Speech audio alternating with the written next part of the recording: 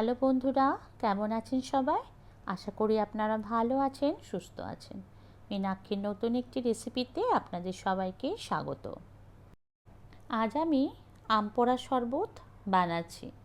তো আম পান্না তো এই সময় বাজার থেকে কিনে এনে আমরা সবাই খেয়ে থাকি, তাই না? ভীষণ ভালো লাগে ঠান্ডা ঠান্ডা আমের শরবত খেতে। কিন্তু এটাকে যদি বাড়িতেই বানিয়ে নেওয়া যায় তাহলে কিন্তু আরও বেশি হেলদি আর টেস্টি হয়। তো আম ভালোভাবে পুড়িয়ে নিয়ে সেটা দিয়ে শরবত কিন্তু দুর্দান্ত খেতে লাগে। আমি একটা বড় সাইজের আম নিয়ে সেটাকে পুড়িয়ে নিয়েছি।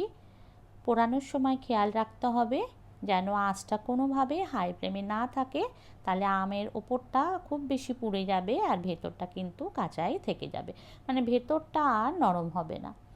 তো এবার আমি আমটাকে ঠান্ডা করে নিয়ে খোসাগুলো এভাবে জলে দিয়ে দিয়ে ছাড়িয়ে নিচ্ছি, যাতে হাতে পোড়া খোসাগুলো লেগে না থাকে, তাহলে পরিষ্কারভাবে আমটা ছাড়ানো হবে।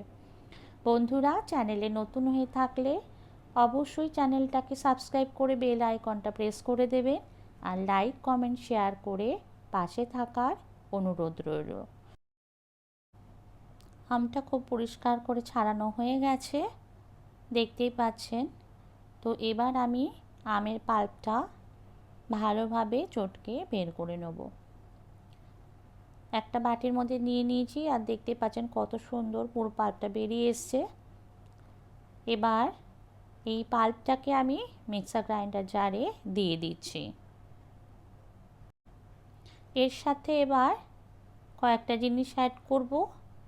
প্রথমে এর মধ্যে দিয়ে দেবো কিছুটা পুদিনা পাতা, তারপর একটু ড্রাই রোস্টেড জিরে গুঁড়ো করে অ্যাড করব। তো জিরেটা আমি ভেজে ঠান্ডা হতে দিয়েছিলাম। এখন আমি এই ছোট্ট আমার হামানদিস্তার মধ্যে দিয়ে এটাকে গুঁড়ো করে নেব। জিরেটা গুঁড়ো করে নিয়ে কয়েকটা গোলমরিচ এর মধ্যে দিয়ে গুঁড়ো করে নেব একসাথে, তারপর এই ব্লেন্ডারের মধ্যে অ্যাড করে দেব। তো দুটোই আমার পেশা হয়ে গেছে। এবার দিয়ে দিচ্ছি, দেব 1 চামচ বিট লবণ আর 1 কাপ চিনি। আমটা টক বুঝে চিনিটা দেবেন, আর শরবত কেরম খেতে ভালোবাসেন সেই বুঝে দেবেন, টক টক না মিষ্টি বেশি। তো আমি 1 কাপ সমান চিনি দিয়েছি। এবার সামান্য জল দিয়ে ব্লেন্ডারটা আমি একটু চান করে নেব, যাতে খুব স্মুথলি আমের পান্নাটা রেডি হয়ে যায়। এবার একটা ছাঁকনিতে দিয়ে পুরোটা ছেঁকে নিচ্ছি।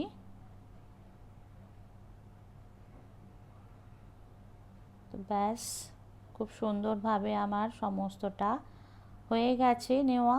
এবার একটা বটলে ভরে এবার রেখে দিচ্ছি। দেখুন চামচের সাহায্যে এভাবে ভরলে কী হবে, বাইরে আর পড়ে যাবে না। তো 1 ঘন্টা পর আমি এবার শরবতটা রেডি করছি। প্রথমে গ্লাসের মধ্যে দিয়ে দিলাম বরফ, এবার দেব আম পান্না। এটা ঠান্ডা ঠান্ডা, যতটা চিল্ড সার্ভ করতে পারবেন ততই খেতে ভালো লাগবে। ঠান্ডা জল মেশাবো